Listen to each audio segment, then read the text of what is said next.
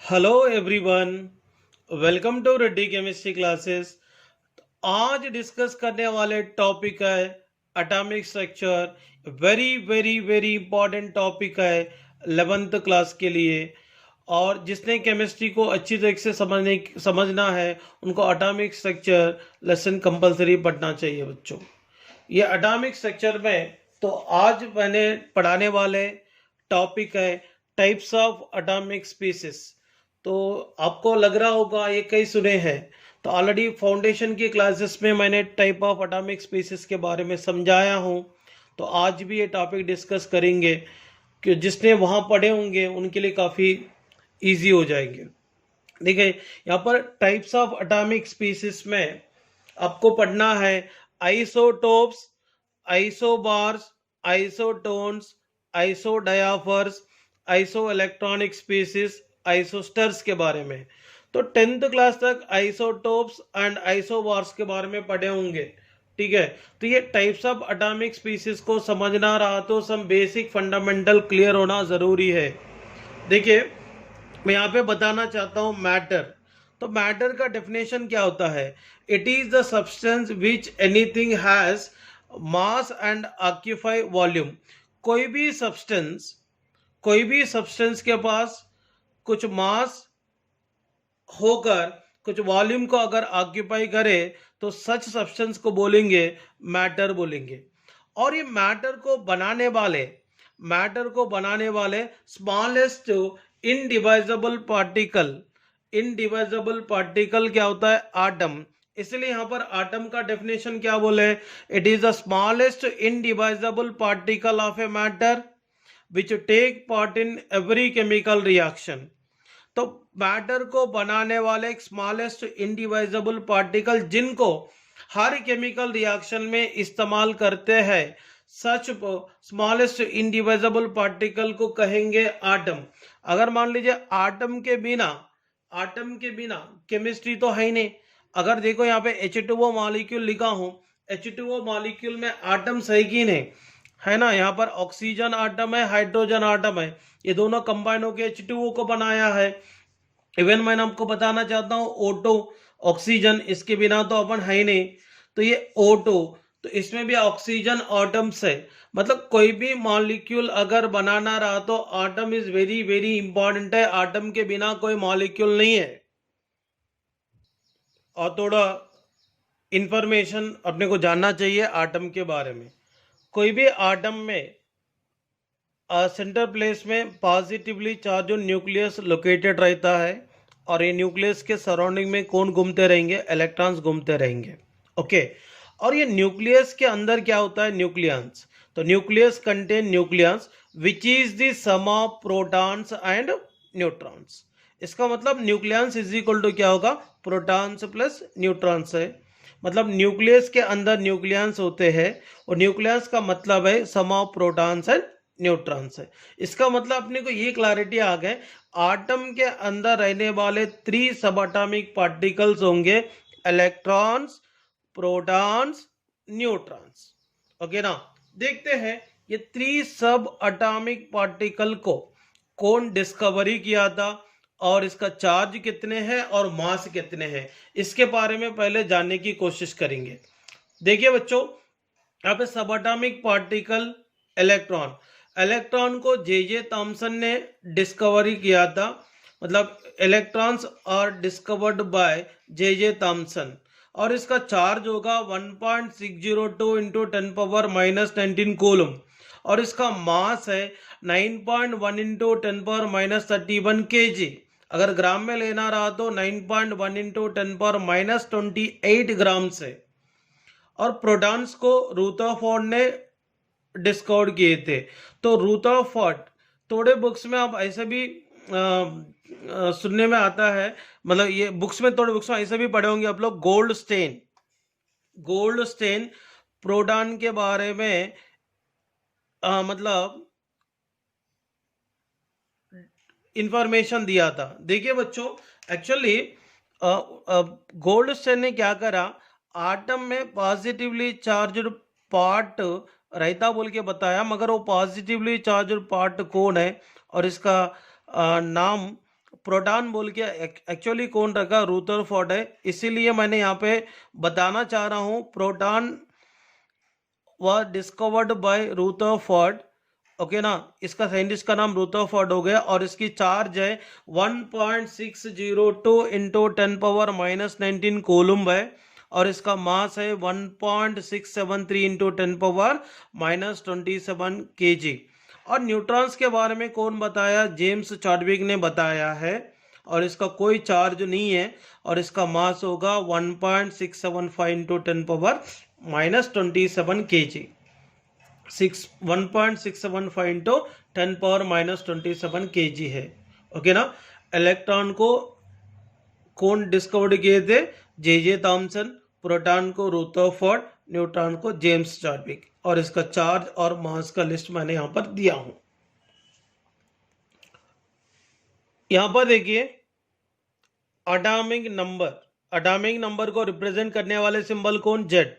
तो it is the number of protons और electrons present in neutral atom. तो neutral atom में रहने वाले इलेक्ट्रॉन्स और प्रोटॉन की संख्या से एटॉमिक नंबर बता सकते हैं, इसलिए atomic number Z is equal to, neutral atom की बात कर रहा हूं, atomic number Z is equal to number of protons और नंबर ऑफ इलेक्ट्रॉन्स। अगर ये concept only for neutral atom है, अगर आयंस रहा तो अप्लीकेबल नहीं होता, ठीक है। और next one atomic mass number, atomic mass number A. तो एटॉमिक मास नंबर ए से रिप्रेजेंट करेंगे। और ये एटॉमिक मास नंबर का डेफिनेशन क्या है, it is the sum of protons and neutrons present in nucleus of an atom. Atom के nucleus में रहने वाले प्रोटॉन्स एंड न्यूट्रॉन्स को क्या बोलेंगे, एटॉमिक मास नंबर बोलेंगे। मतलब it is the sum of the protons and neutrons present in nucleus of an atom. देखिए यहां पर A is equal to atomic mass number, A is equal to neutrons plus protons है, but अपने को मालूम है protons is equal to atomic number है। So मैंने यहाँ पे P के जगह लिखता हूँ Z। A is equal to क्या हुआ, N प्लस Z। अगर अपने को न्यूट्रॉन अगर निकालना है तो यहाँ पे क्या करना पड़ता है, A माइनस Z से निकालना पड़ता है, क्योंकि यहाँ पे A is equal to N plus Z है, तो N इज इक्वल टू क्या होगा, Z को इस तरफ ले गए तो माइनस होगा, A माइनस Z होगा। ओके ना। तो यहां पर देखिए element can be represented by x Z A. इसको ऐसा भी रिप्रेजेंट कर सकते हैं, अगर अपने को रिप्रेजेंट करना रहा तो ऐसा भी रिप्रेजेंट कर सकते हैं, एक्स जेड ए। ओके ना। तो इसमें एक्स क्या होता है, एलिमेंट होता है, जेड क्या होता है, एटॉमिक नंबर होता है, ए क्या होता है, एटॉमिक मास नंबर होता है। ओके ना। देखिए find the number of electrons, protons and neutrons in following element. तो देखिए बच्चों, हाइड्रोजन को रिप्रेजेंट करने का तरीका 1H1। तो नीचे का कौन है, जेड। जेड बोले तो कौन, एटॉमिक नंबर। तो इसका atomic number Z is equal to कितना, 1। ऊपर का कौन, ए, मतलब एटॉमिक मास नंबर इसका कितना है, 1। तो जेड इज इक्वल टू 1 हो गए, ए इज इक्वल टू 1 हो गए। अगर अपने को मालूम है न्यूट्रल आटम में जेड का वैल्यू जितना होगा, प्रोटॉन का भी वैल्यू उतना ही होगा, इलेक्ट्रॉन का भी वैल्यू इतना ही होगा। तो जेड इज इक्वल टू 1 लिया तो प्रोटॉन इज इक्वल टू भी यहाँ पर 1 है, इलेक्ट्रॉन इज इक्वल टू भी 1 है। ओके, यहाँ पे तो प्रोटॉन्स पता हो गए 1, इलेक्ट्रॉन पता हो गए 1। न्यूट्रॉन निकालना रहा तो फॉर्मूला क्या है, N is equal to A minus Z है। तो A का वैल्यू 1 है और Z का वैल्यू 1 है, 1 माइनस 1 क्या होगा, 0 हो गए। तो ओनली ऐसा एक ही एलिमेंट है हाइड्रोजन, इसके पास न्यूट्रॉन की संख्या 0 है। पीरियोडिक टेबल में रहने वाले सारे एलिमेंट में 0 न्यूट्रॉन्स की संख्या रखने वाले एलिमेंट देखिए, दैट इज हाइड्रोजन। इसके बाद देखिए हीलियम 24 और इसका atomic number Z is equal to 2। Atomic number 2 रहा तो इलेक्ट्रॉन्स भी 2 होंगे, प्रोटॉन्स भी 2 होंगे। और इसका एटॉमिक मास नंबर कितना है, 4 है। न्यूट्रॉन्स को निकालना रहा तो फॉर्मूला क्या है actually, A is equal to sorry N is equal to A minus Z है, राइट ना। तो इसका ए का वैल्यू कितना है, 4 है, जेड का वैल्यू कितना है, 2 है, so that N is equal to 2। इसलिए तो मैंने यहाँ पे एन इज इक्वल टू 2 लिखा हूँ। अगर अपने को ये फॉर्मूला यूज नहीं करना रहा तो डायरेक्टली कर सकते, न्यूटन्स निकालना रहा तो 4 माइनस 2 कर लो, 4 माइनस 2 डायरेक्टली न्यूटन्स आया 2।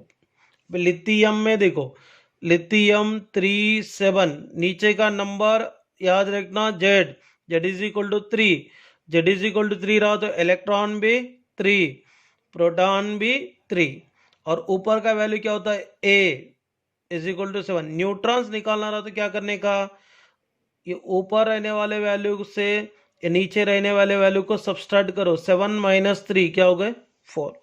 अगर आपको फॉर्मूला यूज करके करना है तो कर सकते हैं। और इसके अलावा यहाँ पे हम एग्जाम्पल दिए, वो एग्जाम्पल भी आप लोग सॉल्व कर सकते हैं। देखिए यहाँ पर मैंने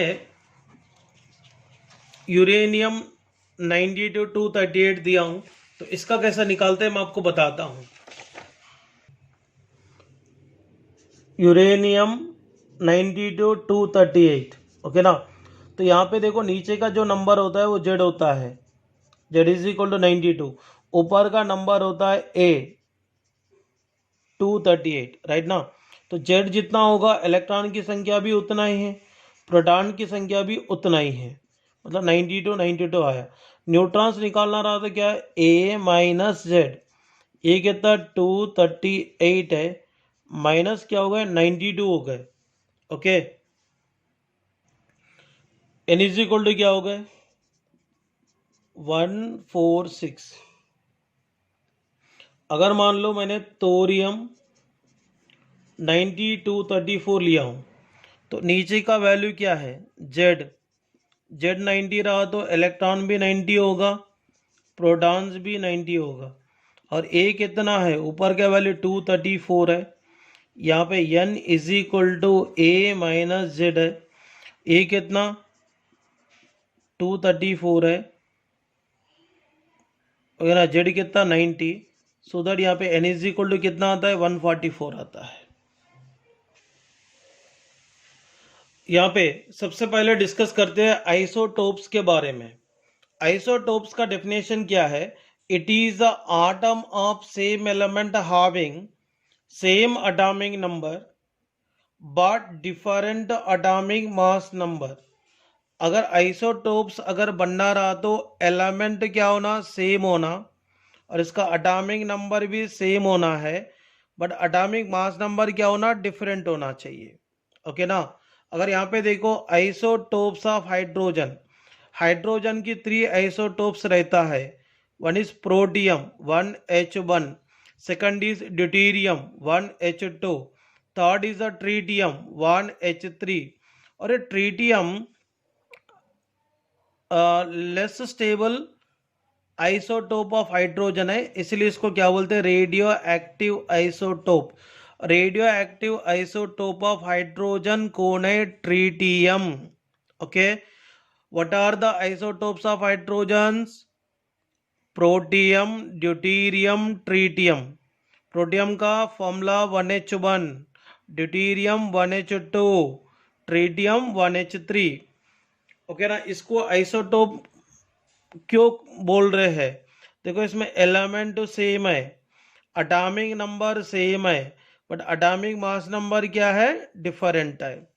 और इसके अलावा यहाँ पर देखिए क्लोरीन का, क्लोरीन 1735, क्लोरीन 1737, और इसमें देखो ये दोनों एक दूसरे के साथ आइसोटोप्स बन सकते हैं, क्योंकि यहाँ पे एलिमेंट तो सेम है, एटॉमिक नंबर सेम है, but atomic mass number different है, सो दैट ये क्या होता है, आइसोटोप्स होता है। क्या होता है, आइसोटोप्स होता है। यहाँ पर एक क्वेश्चन है, which of the following pairs are isotopes. अब यहाँ देखो आइसोटोप्स बनने के लिए एलिमेंट सेम होना, एटॉमिक नंबर सेम होना, मास नंबर डिफरेंट होना। यहाँ पे तो एलिमेंट डिफरेंट ही हो गए, इसको देखने की गरज ही नहीं है। यहाँ देखो एलिमेंट डिफरेंट हो गए, इसको देखने की गरज ही नहीं है, बट यहाँ पे एलिमेंट तो सेम है और इसका एटॉमिक नंबर भी सेम है, मास नंबर डिफरेंट है, इसलिए दीज टू पेयर्स क्या हो गए, आइसोटोप्स हो गए। ठीक है, यहाँ पे मैंने क्या कर रहा हूं, isotopes, atomic mass number, atomic number, electrons, protons, neutrons और न्यूक्लियस नंबर लिख रहा हूं। देखिए यहाँ पे 1H1, इसका नाम क्या है, प्रोटियम।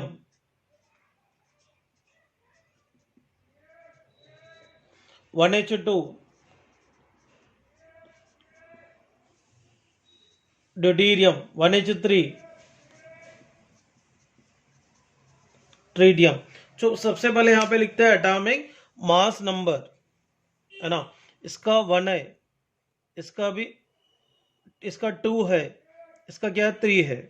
ओके, और ये प्रोटियम का एटॉमिक नंबर 1 है, सो दैट इलेक्ट्रॉन भी 1 है, प्रोटॉन भी 1 है। न्यूट्रॉन्स क्या होगा, 1 - 1 0। न्यूट्रॉन कैसे निकालने का, atomic mass number minus atomic number है, 1 - 1 0। तो न्यूक्लियस का नंबर बोलो तो N+P, 1 + 0 क्या होगा 1। ड्यूटीरियम का atomic mass number 2, atomic number 1 है, इलेक्ट्रॉन भी 1 है, प्रोटॉन भी 1 है। न्यूट्रॉन्स क्या होगा, 2 - 1 1 होगा। न्यूक्लियस नंबर क्या होगा, N+P ना, 1 + 1 क्या होता है, 2 होता है। नेक्स्ट वन ट्रीडियम, इसका atomic mass number 3, atomic number 1, electron 1, proton 1, neutron क्या होगा, 3 - 1 2 होगा। न्यूक्लियस नंबर क्या होगा, 3। देखिए यहां पर बहुत सारे कैरेक्टरिस्टिक अपने को ऑब्जर्वेशन करने के लिए मिल रहा है। आइसोटोप में क्या क्या डिफरेंट है पहले देखेंगे। एटॉमिक मास नंबर डिफरेंट है, न्यूट्रॉन्स नंबर भी डिफरेंट है, न्यूक्लियस नंबर भी डिफरेंट है, देखो ना। और इससे कैरेक्टरिस्टिक में ऑब्जर्वेशन करेंगे। So they have different atomic mass number, different neutrons number and different nucleus number है। ओके ना, ये पहला पॉइंट क्लियर हो गया। और इसमें और एक चीज ऑब्जर्वेशन करो, आइसोटोप ऑफ हाइड्रोजन में सबसे ज्यादा न्यूट्रॉन की संख्या किस में है, ट्रीटियम में है, सबसे कम प्रोटियम में है। बट अगर हाइड्रोजन की 3 आइसोटोप्स है, फिर भी जब भी हाइड्रोजन के बारे में डिस्कस करते हैं 1H1 बोल के डिस्कस करेंगे, बट 1H2 बोल के डिस्कस नहीं करते, 1H3 बोल के डिस्कस नहीं करते, क्योंकि हाइड्रोजन मोर देन 99% 1H1 के फॉर्म में अवेलेबल होता है और ये फॉर्म बहुत लेस क्वांटिटी में अवेलेबल होंगे। इसीलिए अपन हाइड्रोजन के बारे में जब भी पढ़ते हैं 1H1 बोल के पढ़ते हैं। ओके ना। और ये ड्यूटीरियम से बना हुआ ड्यूटीरियम ऑक्साइड रहता D2O, उसको हेवी वाटर बोलते हैं और न्यूक्लियर रिएक्टर में यूज करते हैं, ठीक है ना। और इसमें ये ट्रीटियम तो radio active isotope of hydrogen कहा था मैंने, ठीक है। तो ये कैरेक्टरिस्टिक में पहला कैरेक्टरिस्टिक क्लियर हो गए। और इसमें एलिमेंट तो सेम होने के नाते इसका केमिकल प्रॉपर्टी क्या होगा, सेम होता है। और इसके एटॉमिक मास नंबर डिफरेंट है, इसीलिए इसका फिजिकल प्रॉपर्टीज अलग अलग होते हैं। ओके ना, फिजिकल प्रॉपर्टीज अलग अलग है। और नेक्स्ट वन, इसका एटॉमिक नंबर सेम होने के कारण इसको पीरियोडिक टेबल में सेम पोजीशन दिए हैं, they are kept same position in the periodic table. But Mendeleev's periodic table का ड्रॉबैक्स में देखिए, एक इसका इंपॉर्टेंट ड्रॉबैक था, उन्हें आइसोटोप्स को भी अलग अलग पोजीशन दिया था क्योंकि इसका मास नंबर अलग होने से। और मेंडलीव्स पीरियोडिक टेबल का ड्रॉबैक है, बट ये मॉडर्न पीरियोडिक टेबल में वो मिस्टेक रिपीट नहीं करे थे। मैं और एक बार आइसोटोप्स का कैरेक्टरिस्टिक बताना चाहता हूं, दे have different atomic mass number, neutrons number and nucleus number. इसमें एलिमेंट सेम होने के कारण केमिकल प्रॉपर्टीज सेम है, मास नंबर डिफरेंट होने के कारण फिजिकल प्रॉपर्टीज क्या होता है, डिफरेंट होते हैं। और इसमें एटॉमिक नंबर सेम होने के नाते इसको सेम पोजीशन में रखे थे पीरियोडिक टेबल में। और इसके अलावा मैं डिस्कस करना चाहता हूँ आइसोबार के बारे में। आइसोबार बोले तो क्या है? It is the atom of different element having different atomic number but have same atomic mass number। अगर कोई भी स्पीसीज आइसोबार बनना रहा तो इसमें सबसे पहला ऑब्जर्वेशन करना है, इसमें आटम डिफरेंट होना चाहिए और इसका अटॉमिक नंबर भी डिफरेंट होना चाहिए, मगर अटॉमिक मास नंबर सेम होना चाहिए। देखिए यहाँ पे आर्गन 1840 लिखा हूं, पोटाशियम 1940 लिखा हूं, कैल्शियम 2040 लिखा हूं। ये तीनों अगर ऐसा लिखा तो एक दूसरे के साथ आइसोबार बन सकते क्या? देखिए यहाँ पे ये तीनों में एलिमेंट डिफरेंट हो गए, अटॉमिक नंबर डिफरेंट हो गए, मगर अटॉमिक मास नंबर सेम होने के कारण इसको क्या बोलेंगे? आइसोबार। और ये भी आइसोबार है क्योंकि आटम डिफरेंट है, एटॉमिक नंबर डिफरेंट है, मास नंबर सेम है, इसीलिए इसको भी क्या बोलेंगे? आइसोबार। देखिए यहाँ पे आइसोबार एक कॉलम में लिखा हूं, atomic mass number, atomic number, electrons, protons, neutrons, nucleus number. देखिए आर्गन 1840 में मास नंबर कितना? Atomic mass number 40, atomic number 18 है। जितना एटॉमिक नंबर रहेंगे उतना ही इलेक्ट्रॉन्स है, उतना ही प्रोटॉन्स है। सो न्यूट्रॉन्स नंबर 40 माइनस 18 22 हो गए। न्यूक्लियस नंबर बोल तो N+P 22 + 18 40 हो गए। पोटाशियम का देखिए, पोटाशियम 1940, इसका एटॉमिक मास नंबर है 40, एटॉमिक नंबर 19 है, सो दैट इलेक्ट्रॉन भी 19 और यहाँ पे प्रोटॉन भी क्या होता है? 19 ही होगा। ओके और यहाँ पे न्यूट्रॉन्स क्या होगा? 40 माइनस 19 21 होगा। पर न्यूक्लियस नंबर क्या होगा? 21 + 19 40। कैल्शियम का देखिए 2040, मास नंबर 40 है, एटॉमिक नंबर 20 है, सो दैट इलेक्ट्रॉन्स भी 20, प्रोटॉन्स भी 20 है। ये नंबर के साथ ये दोनों इक्वल होता है। और न्यूट्रॉन्स 40 माइनस 20 हो गए। न्यूक्लियस नंबर 20 + 20 क्या होगा? 40। और इसमें ऑब्जर्वेशन करो, एटॉमिक मास नंबर सेम है और न्यूक्लियस का नंबर सेम है, बाकी का सब डिफरेंट है। एक इंपॉर्टेंट कैरेक्टरिस्टिक मिल गया ना, दे have same number of nucleus and atomic mass number. और इसमें एलिमेंट डिफरेंट है, सो दैट इसकी केमिकल प्रॉपर्टीज क्या होता है? डिफरेंट होता है, मगर इसकी मास नंबर सेम होने के कारण इसकी फिजिकल प्रॉपर्टीज सेम रहते हैं। और एक बात यहाँ पे समझने की कोशिश करो, मतलब इसको पीरियाडिक टेबल में अलग अलग पोजीशन दिए थे, they are kept different position in the periodic table, so that because इसका एटॉमिक मास नंबर क्या है बेटा? डिफरेंट है। इसके एटॉमिक मास नंबर डिफरेंट होने के कारण इसको पीरियाडिक टेबल में अलग अलग पोजीशन दे रखे हैं। आइसोटोन्स देखो, अब आइसोटोप के बारे में और आइसोबार के बारे में पहले सुने हैं, मगर ये आइसोटोन्स के बारे में पहली बार सुन रहे होंगे। सो आइसोटोन बोले तो क्या है? It is the atom of different elements having different atomic mass number, a different atomic number but have same number of neutron। अगर आइसोटोन्स बनना रहा तो एलिमेंट डिफरेंट होना, इसका एटॉमिक नंबर डिफरेंट होना, एटॉमिक मास नंबर भी different होना है, मगर न्यूट्रॉन्स की संख्या सेम रहना है। देखो एलिमेंट डिफरेंट है, एटॉमिक नंबर डिफरेंट है, एटॉमिक मास नंबर डिफरेंट है, बट इसका न्यूट्रॉन्स देखते हैं। 13 माइनस 6 7 आ गया, 14 माइनस 7 7 आ गया, तो इसमें न्यूट्रॉन सेम है, सो दैट इसको आइसोटोन्स बोलेंगे। यहाँ पे देखिए ये तीनों में एलिमेंट डिफरेंट है, इसका एटॉमिक नंबर डिफरेंट है और इसका एटॉमिक मास नंबर डिफरेंट है। तो न्यूट्रॉन्स देखते हैं, 30 माइनस 14 16 आ गया, फास्फोरस 15 31 में देखो 31 माइनस 15 16 आ गए, 32 माइनस 16 16 आ गए। देखो ये तीनों एलिमेंट में एटॉमिक नंबर डिफरेंट है और मास नंबर डिफरेंट है, मगर न्यूट्रॉन्स की संख्या सेम है, इसीलिए इसको आइसोटोन्स बोल सकते हैं।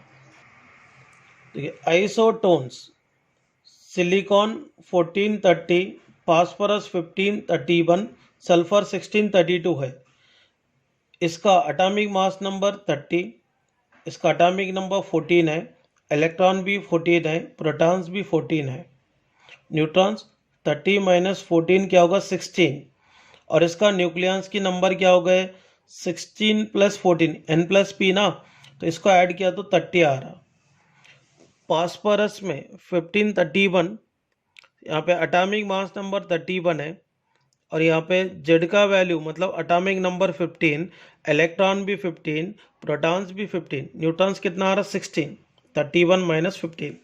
और न्यूक्लियस नंबर देखो n प्लस पी का वैल्यू 31 आ रहा। सल्फर का 1632, एटॉमिक मास नंबर यहाँ पर 32, एटॉमिक नंबर 16, इलेक्ट्रॉन्स कितने 16, प्रोटॉन्स कितने 16, न्यूट्रॉन्स 32 माइनस 16 क्या होगा 16, और इसके बाद न्यूक्लियस की नंबर n प्लस पी है, तो इसका ऐड किया तो 32। अब इसमें ऑब्जर्वेशन करो सब डिफरेंट है, ये भी डिफरेंट है, ये भी डिफरेंट है, डिफरेंट है, डिफरेंट है, ये डिफरेंट है। मतलब यहाँ पे atomic mass number different, atomic number different, electrons different, protons different, nucleus number भी डिफरेंट है, मगर ओनली कौन सा नंबर सेम दिख रहा, न्यूट्रॉन्स नंबर सेम दिख रहा। इसलिए देखो they have same number of neutrons, characteristic में लिखा हूं मैंने, they have same number of neutrons. और इसमें एलिमेंट डिफरेंट है और एटॉमिक मास नंबर भी डिफरेंट है, इसीलिए इसके पास chemical properties and physical properties भी डिफरेंट होते हैं। और इसका एटॉमिक नंबर डिफरेंट होने के कारण इसको पीरियोडिक टेबल में डिफरेंट पोजीशन दिए हैं। इसके बाद एक वेरी इंटरेस्टिंग टॉपिक है आइसोडायाफर्स। आइसोडायाफर्स बोले तो क्या है देखते हैं। It is the species which are having same isotopic number. मतलब देखिए आइसोडायाफर बनने के लिए आटम डिफरेंट होना चाहिए, एटॉमिक नंबर डिफरेंट होना चाहिए, एटॉमिक मास नंबर भी डिफरेंट होना चाहिए, न्यूट्रॉन्स की नंबर भी डिफरेंट होना चाहिए, मगर आइसोटोपिक नंबर सेम होना चाहिए। यहाँ पर isotopic number is equal to क्या होगा n माइनस जेड। n बोले तो नंबर ऑफ न्यूट्रॉन्स है, जेड बोले तो एटॉमिक नंबर है। तो सबसे पहले देखते हैं पोटाशियम 1939, फ्लोरीन 919, ये दोनों आइसोडायाफर्स है। चेक करेंगे, देखो एलिमेंट डिफरेंट, एटॉमिक नंबर दोनों का डिफरेंट है, एटॉमिक मास नंबर भी डिफरेंट है। इसका न्यूट्रॉन्स देखते हैं 39 माइनस 19 20 हो गए, 19 माइनस 9 10 हो गए, न्यूट्रॉन्स भी डिफरेंट हो गए। चलो इसका आइसोटोपिक नंबर देखेंगे।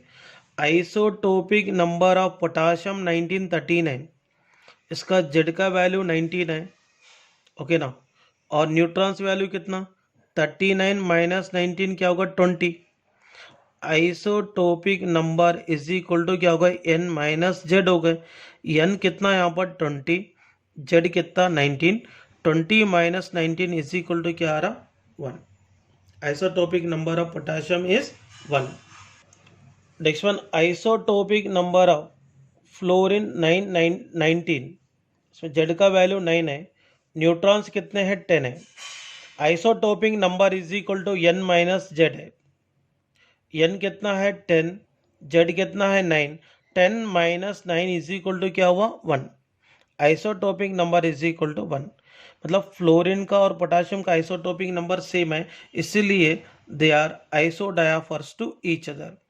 और इसके अलावा यूरेनियम 92-238, थोरियम 90-234 दोनों भी एक दूसरे के साथ आइसोडायाफर बनता है। देखिए इसमें element different, atomic number different, atomic mass number different, और इसका न्यूट्रॉन देखो 238 माइनस 92 146 है, इसमें 234 माइनस 90 144 है, न्यूट्रॉन्स भी डिफरेंट हो गए। Okay next one isotopic number of uranium 92 238, पहले इसमें जेड निकालेंगे, 92 आया, न्यूट्रॉन्स अभी निकाले 146, isotopic number is equal to N minus Z है, एन का वैल्यू 146 है, जेड का वैल्यू 92 है, 146 minus 92 is equal to 54, so that isotopic number of uranium 92 238 is equal to 54 आया। Next one isotopic number of thorium 90 234 देखेंगे, इसमें Z का value 90 है, न्यूट्रॉन्स क्या होगा 144, 234 माइनस 90 144 होता है। Isotopic number is equal to N minus Z है, एन का वैल्यू 144 है, जेड का वैल्यू 90 है, 144 माइनस 90 इज इक्वल टू 54, तो ये दोनों में आइसोटोपिक नंबर सेम है, सो दैट इसको आइसोडायाफर्स बोलेंगे। ऐसा भी स्पेसिस होते हैं। यहाँ तक अच्छी तरीके से प्रैक्टिस कर लो और समझ लो पहले, और इसके बेसिस पे क्वेश्चंस भी कैसे आते हैं मैं आपको असाइनमेंट शीट सेंड करता हूँ।